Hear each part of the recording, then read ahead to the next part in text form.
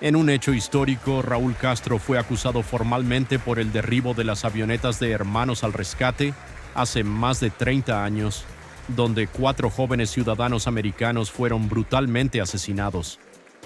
3 décadas después y tras el paso de varias administraciones demócratas y republicanas sin el interés político de hacer justicia para estas víctimas, la administración Trump decide presentar cargos formalmente contra el dictador cubano.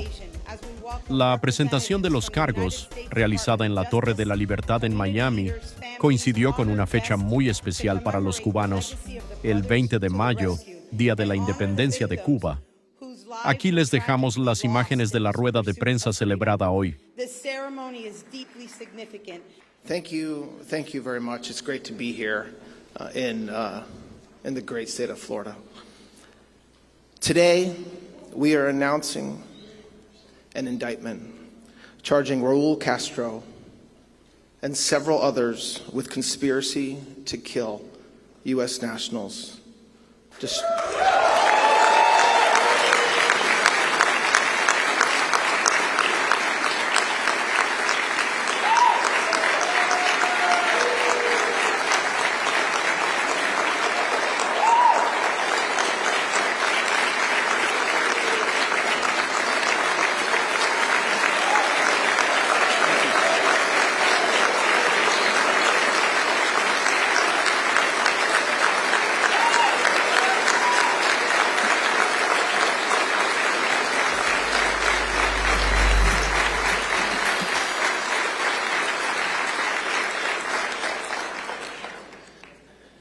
Mr. Castro and the others are charged with additional crimes as well, including destruction of aircraft and 4 individual counts of murder. The indictment was returned by a grand jury sitting in this district in Miami on April 23rd, 2026, and was unsealed today. For nearly 30 years, the families of 4 murdered Americans have waited for justice. On February, this is a story all too familiar. On February 24th, 1996, 2 civilian aircraft operated by Brothers to the Rescue were shot down over international waters by military aircraft from Cuba. 4 men were killed: Carlos Costa, Armando Alejandro Jr., Mario de la Peña, and Pablo Morales. They were unarmed civilians and were flying humanitarian missions for the rescue and protection of people fleeing oppression across the Florida Straits. As alleged in the indictment, Raúl Castro and 5 co-defendants participated in a conspiracy that ended with Cuban military aircraft firing missiles at those civilian planes and killing 4 Americans. Those are the allegations returned by a federal grand jury. My message today is clear. The United States and President Trump does not and will not forget its citizens.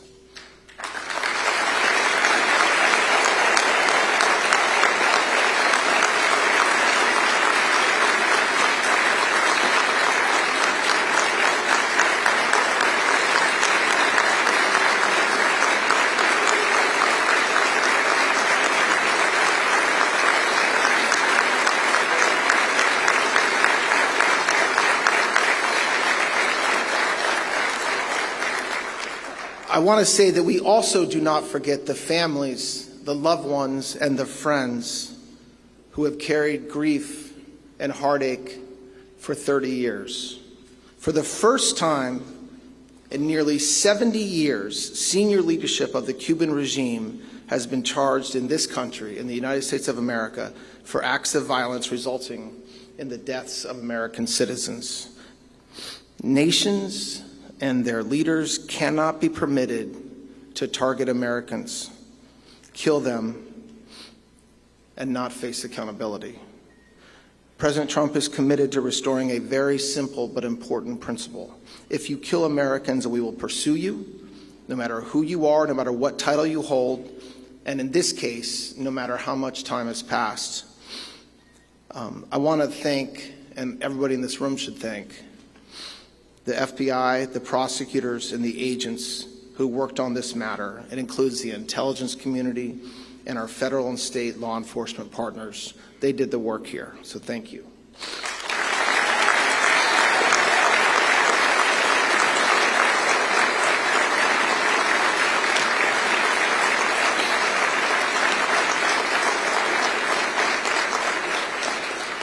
There's a reason why myself and the senator and other leadership are here and not in Washington, D.C. to announce this indictment. The community here, you all, understands the history of the Cuban regime better than anyone in America. Many families here know the cost of oppression. I've heard stories over the past week and past months, every one of them heartbreaking. They know that the pain caused by the regime did not stop at the island's shores. And today's indictment, while it does not bring back the murdered victims, it makes a statement. The United States government has not forgotten these innocent men who were shot out of the sky. And as in every criminal case, the defendants are presumed innocent until proven guilty by a jury of their peers. But today, the Department of Justice has taken an important step and brought this indictment. I'm proud to stand here on this podium with U.S. Attorney Jason Redding Quinones to my right, Chris Rea, Deputy Director of the FBI.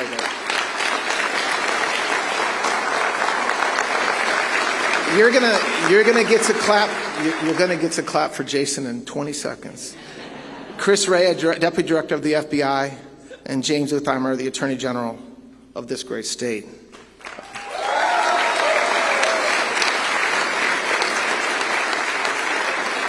And your great U.S. Senator is here as well. She's very busy in D.C., but wouldn't miss this for the world. So thank you for being here, Senator Moody.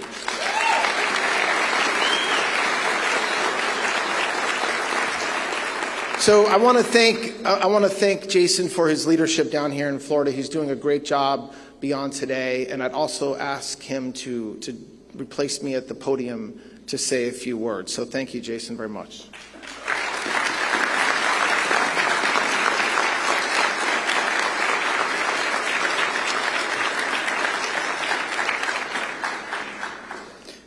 Good afternoon, and thank you all for being here. It may sound a little repetitive, some of the things we're saying, but they're worthy of saying twice, 3 times, 100 times. So bear with us. For nearly 70 years, the communist Cuban regime has acted with impunity in its systematic repression of its people. And for the last 30 years, this regime's senior leadership has gone unchallenged for its murder of 4 Americans. Today, the United States announces a historic indictment charging Raúl Castro and 5 co-defendants for their roles in the February 24th, 1996 shootdown of 2 brothers to the rescue.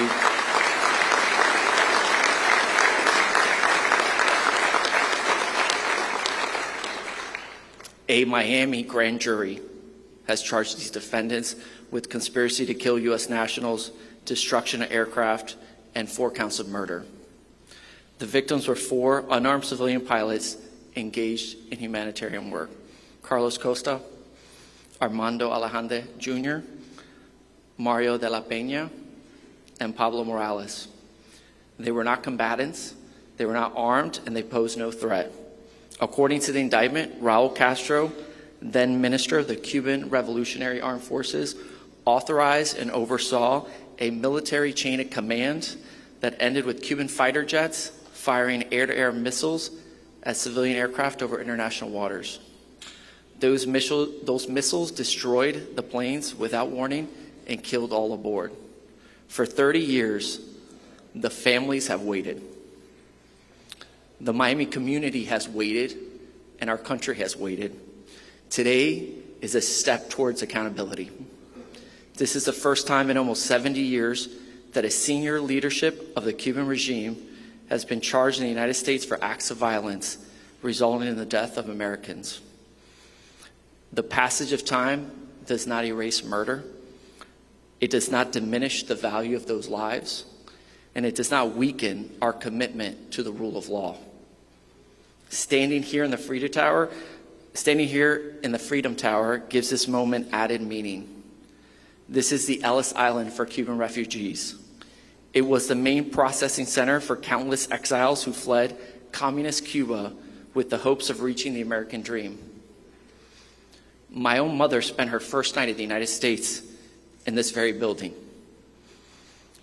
After fleeing brutal communist Cuba, like so many families in Miami, mine understands what it means to arrive here with little more than hope and a chance to rebuild under the protection of American law. That history reminds me of the duty we carry, a duty to seek justice for victims, a duty to stand with families who have carried this pain for decades, and a duty to make it clear that those who kill Americans cannot simply wait out American justice.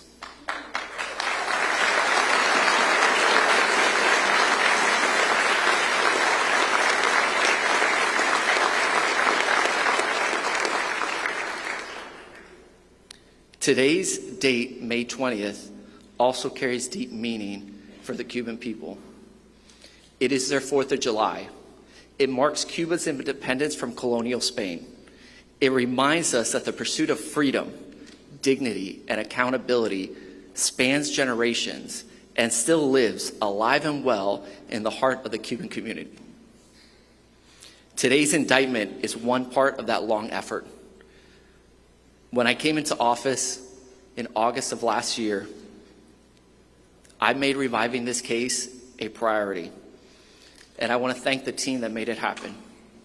My first assistant, U.S. Attorney Yara Lorenzo Calucas.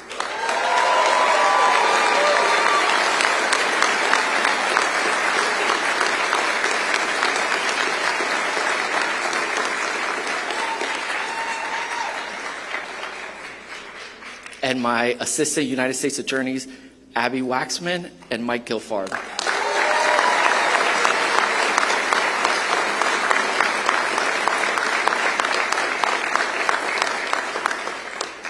In conjunction with FBI Miami's Cuban squad, which we're not going to name or show their faces, for their commitment and drive to seeing this case through. It's incredible work. I also want to thank Mr. Attorney General for his incredible support and steady leadership of the department. And before I conclude, I also want to acknowledge the assistance of Florida Attorney General's office. Attorney General James Upmeyer and his team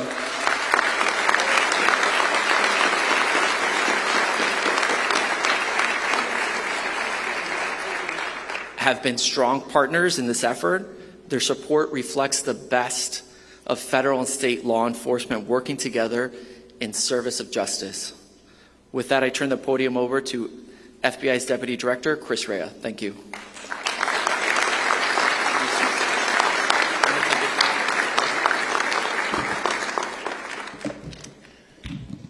All right, good afternoon, everyone.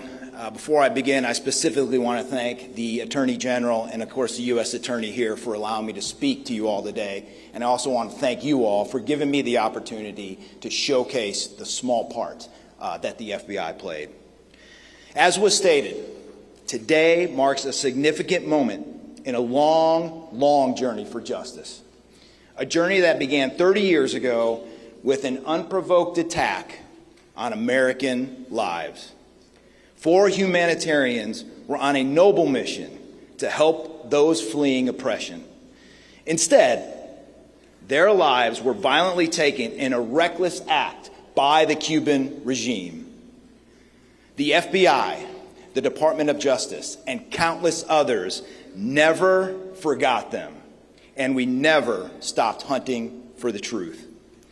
Today's announcement shows that if it's 5 months, 5 years, 5 decades, we will keep pursuing you, and we'll keep pursuing anyone who intends to harm our citizens, and they will face American justice. I'd like to thank our dedicated special agents, our dedicated prosecutors, our dedicated intelligence analysts, and our dedicated professional staff. as well as our counterintelligence program, for never giving up.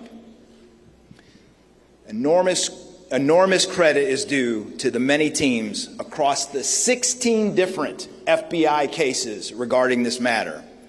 The teams who have worked to hold members of the Cuban government's WASP network accountable. Our people have systematically and relentlessly searched for evidence, conducted countless interviews, and pieced together critical intelligence for nearly 3 decades. They turned dead ends into fresh leads. And over the years, that hard work has paid off with convictions of multiple operatives for activities related to that vicious shootdown.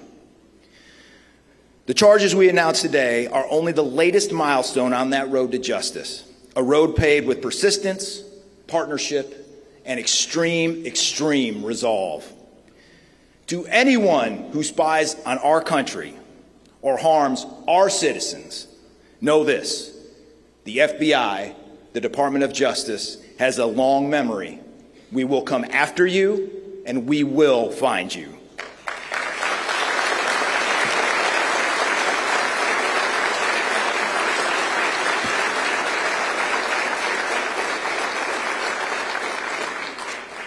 As I close, I'd like to close with a personal anecdote, as this is deeply personal to me.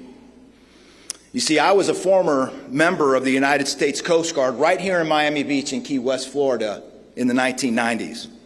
I conducted numerous humanitarian missions with my fellow Coast Guardsmen, rescuing Cuban citizens who were just trying to find a better life. I also was fortunate enough to act as security during remembrance ceremonies held at the 12 nautical mile limit just outside of Cuban territorial waters.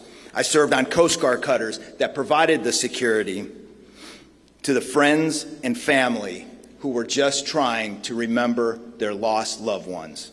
So for me, today brings everything full circle.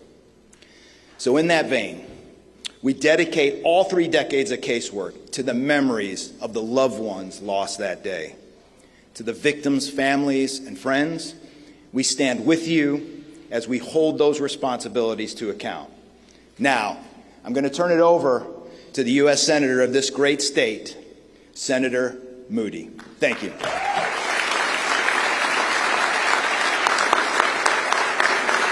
What a day.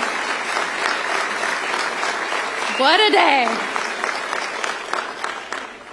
3 months ago, I joined you on the anniversary to mark the killing of Carlos, Armando, Mario, Pablo, and I said it was not a cold case. It was never a cold case. It was never a whodunit. We always knew who was responsible for the killing of those young men. That was 3 months ago. And I am so proud to join you today to say we're finally bringing justice to those families, and not just those families. Everyone sitting here today for the past 30 years who have kept this case hot, who have met with me as the Attorney General, who repeatedly met with law enforcement, who repeatedly met with leaders, so many who came together and kept that case hot, like those that are no longer with us, like Lincoln Diaz-Balart. He would be right here in the front row today.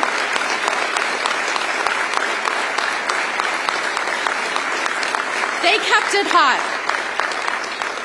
And just 3 months later, we are standing here on this important day when Cuba became a free state, a free people, to say we are living up to bringing accountability to the Castros and the regime that stole that independence. That's what we're doing today.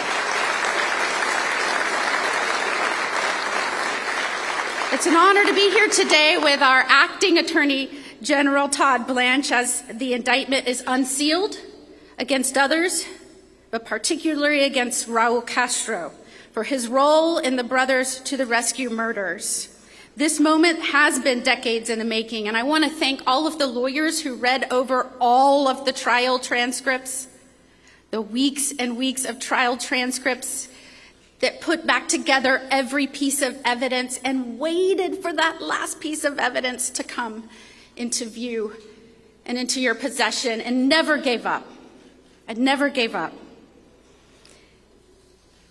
For so many Cuban families, they know you can never become complacent in defending liberty, in fighting for freedom. And Florida is the symbolism of fighting for freedom. We're in the beating heartbeat of that for this nation. So I thank you.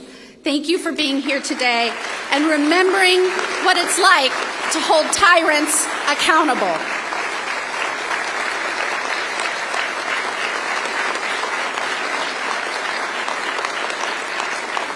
And it is why I applaud the Department of Justice for bringing these charges. You know, previous administrations, as those of you met with leadership, reminded them of 30 years ago what happened, previous administrations would release the one person we convicted related to it.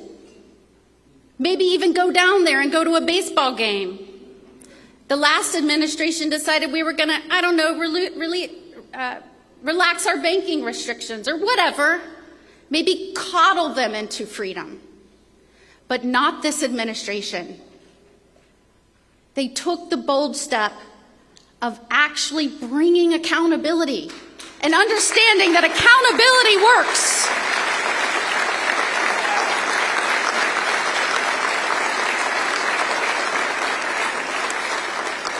So we thank President Trump for recognizing that, for being brave and bringing justice for these four men, for their families, and indeed for freedom.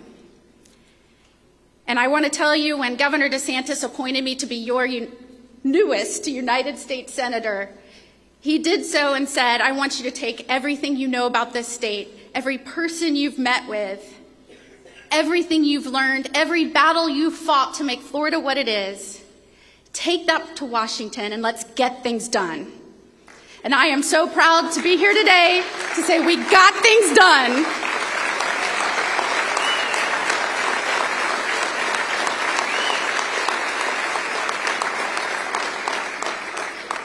And so on today, May 20th, on the day that Cuba became a free and independent state, I would like to end my visit with you by reading the following. And it is a penalty sheet in the Southern District of Florida, United States District Court, advising that Raúl Castro will face count 1, conspiracy to kill U.S. nationals, facing a maximum term of imprisonment of life imprisonment.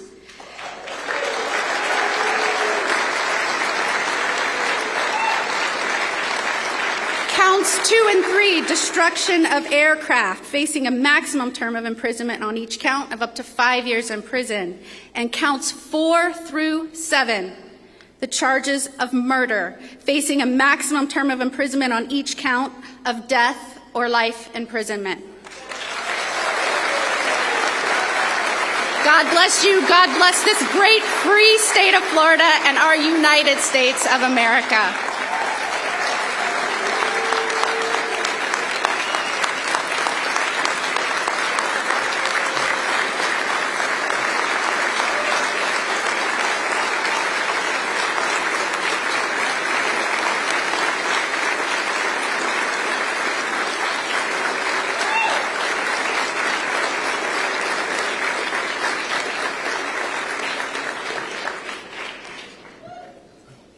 Good morning. It's an honor to be here and support Attorney General Blanche, Senator Moody, and your great United States Attorney, Jason Redding Quinones.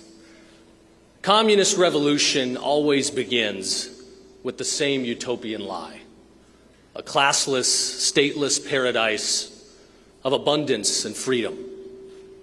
But we know the reality. In reality, there is no abundance. nor freedom. Rather, it obstructs individual personal property rights, suffocates merit, and centralizes total power in the hands of tyrants. We've seen what communism has brought us.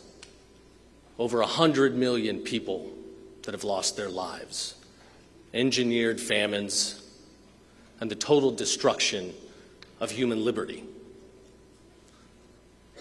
Just 90 miles from our Florida shorelines, the Castro family has ruled the island with an iron fist. For nearly 50 years, Raúl Castro directed the armed forces and served as chief enforcer. The very man who traded the promise of revolution for a prison state. And under his command, and to this day, Cuba remains a dungeon. Political dissidents are ripped from their homes at night under fabricated charges. They're dragged through the streets, beaten, and imprisoned for decades. I know this pain is all too real for many of you in this room. The people have long suffered because of that communist regime.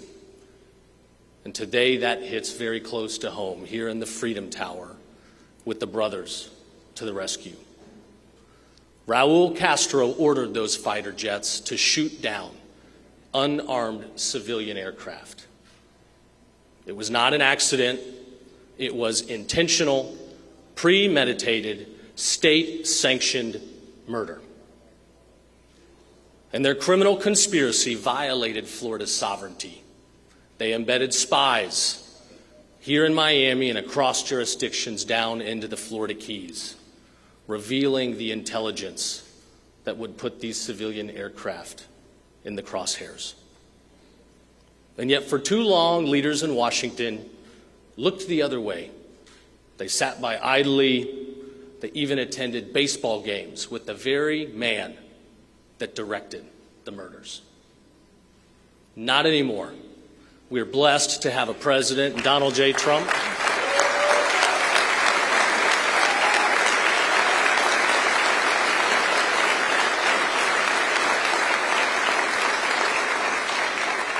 We are blessed to have a president in Donald J. Trump who will not bend the knee for communist tyrants.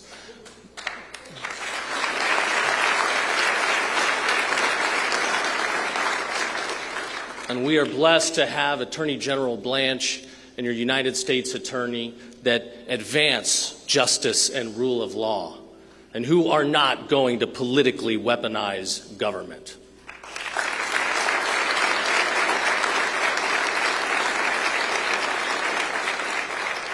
It's an honor to support them in this endeavor.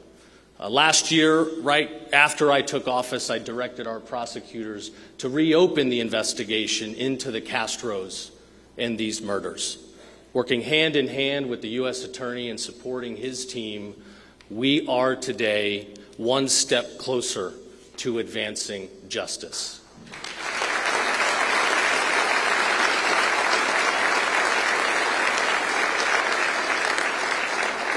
And the cooperation between the United States and state of Florida could not be more critical than today. Americans deserve justice. Floridians deserve justice. The family members of these men that lost their lives, they deserve justice. Now, going forward, let me be crystal clear. There can be no future for a free Cuba so long as the Castros and their criminal gang of thugs remain in power.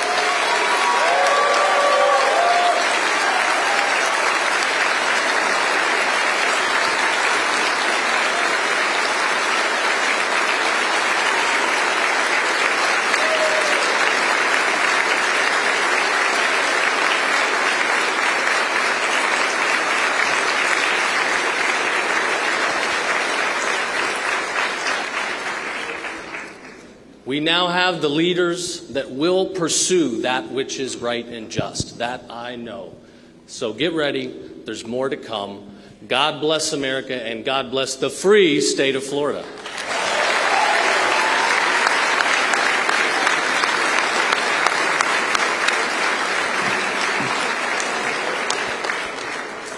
So we're going to just take a couple questions, although the questions should be directed to the reason why we're here today and not something else. So are there other reporters? Pierre. Attorney General Blanche, key question, why now? Was there a breakthrough in this case? Can you speak to the evidence that leads you to believe that Raúl Castro directly participated in the deaths of those Americans who were killed? And I have a follow-up. Well, I cannot explain or justify why now as opposed to 2 decades ago or 30 years ago when it happened. But what I can say is that you just heard a lot of people talk about a ton of work that the FBI did, state and local intelligence communities, our U.S. Attorney and the Attorney General's, the State Attorney General's team. And that evidence was presented to a grand jury in late April, and an indictment was returned. So I can't, as far as what the evidence is, well, a lot of it's in the indictment, and it would not be appropriate or fair to comment outside of the indictment about the evidence. But as you guys know, a grand jury is presented with evidence and then returns an indictment to the extent that they believe there's probable cause that a crime has been committed, which a grand jury certainly did here. And quick follow-up, what are the prospects that you could get Raúl Castro to the United States to face justice, given the situation there, and what steps are the U.S. willing to take to get him back here? Well, we indict men outside of this country all the time, and there's all kinds of different ways that we get them here. The reason why we indict somebody is because we want them here to face justice in front of a jury of their peers. So.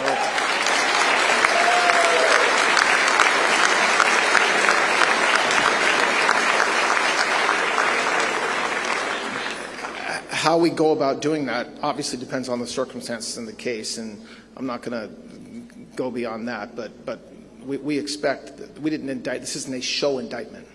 This is an indictment because we expect that there was a warrant issued for his arrest. So we expect that he will show up here by his own will or by another way and go to prison.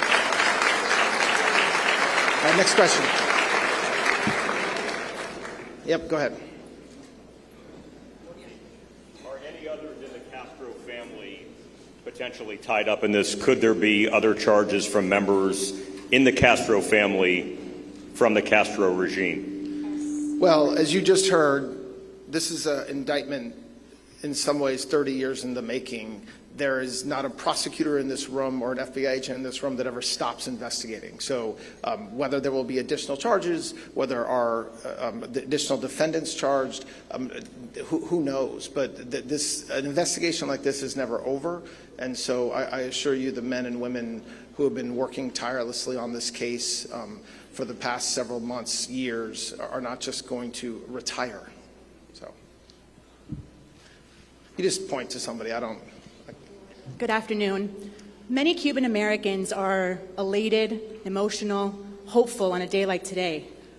What do you tell the Cuban community who is happy about today's announcement, but is wondering how you pursue these charges? What comes next? I mean, that's the same question I just answered. I think that there's a process that happens, right? And so what's the first process is it's a charge, it's an indictment, and that happens all across this country constantly. And then the next question is, okay, so when is this guy going to show up and you know, appear in court and have a trial or what have you? And I would say to those that wonder whether this is just an indictment or we're going to go away, we're not. So, go ahead. Yes, the blue shirt. Yeah.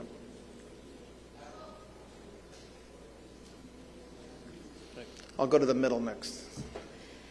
Attorney General Blanche, we would like to know what would be the next step to, a lot of people are wondering if there will be any sort of attack, military response from the United States, if this now indictment gives permission for the United States to be closer to Cuba and again get Raúl Castro and those others implicated here to the United States. So I'm the acting Attorney General of the Department of Justice. We bring charges. So the question you asked is a question that involves the Department, the President of the United States, the Secretary of War, the Secretary of State, and doesn't involve the acting Attorney General. So what I can tell you is that this is this indictment, as we've said a bunch of times today, is a result of a lot of hard work and what we believe is an important step in bringing some semblance of justice to the families and friends and loved ones of these men who were murdered. But beyond that, I'm not going to talk about what could happen with Cuba beyond that. Yes, go ahead. Attorney General Gloria Ordaz from Telemundo 51. Thank you for this opportunity. The next step is going to be an arrest warrant, and I ask you this because the Cuban exile would love to see Raúl Castro in the same position of Nicolás Maduro. And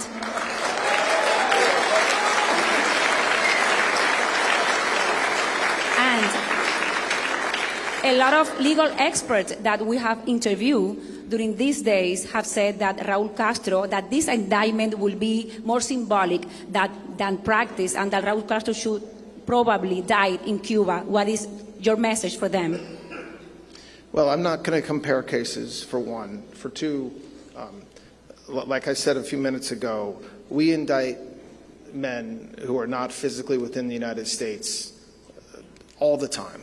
This is not a new endeavor or adventure for us. And so the way that we get people here who are charged with a crime varies. There's all kinds of different ways.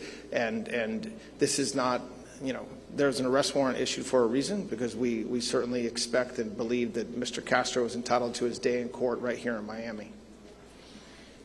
Sue, yep. Thank you, sir. Jesse Hirsch with NBC News. You mentioned that the grand jury approved these charges weeks ago. Curious to know what, if any, role the CIA director's visit to Cuba in recent days played in deciding to move forward with announcing this indictment. And I'm not going to get into why we decided to unseal the indictment today, except to note the place that we're standing and the important day that today represents. But yes, you're right. There's a lot of factors that go into when a sealed indictment is unsealed, if ever. And so beyond just the fact that, look, by the way, it wasn't that long ago. It was late April. It's mid-May. So.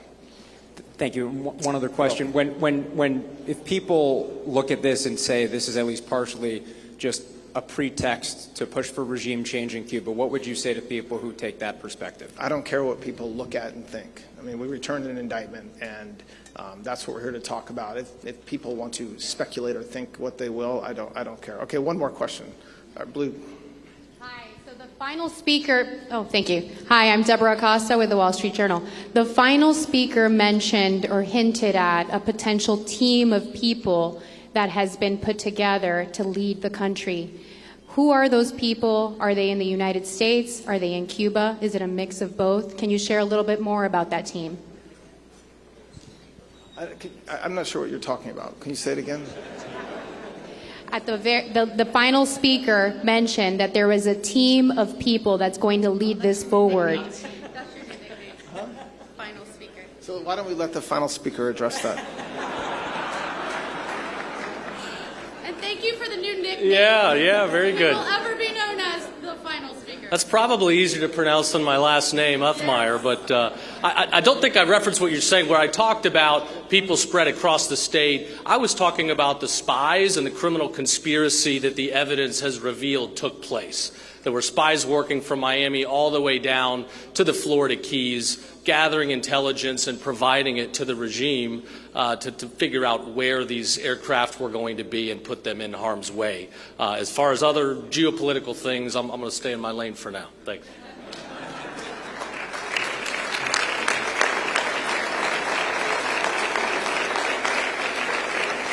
Thank you, everyone. This concludes the press conference on behalf of Miami-Dade College and the Freedom Tower. Thank you so much for being here, and you may go upstairs to an exhibit, Libertad.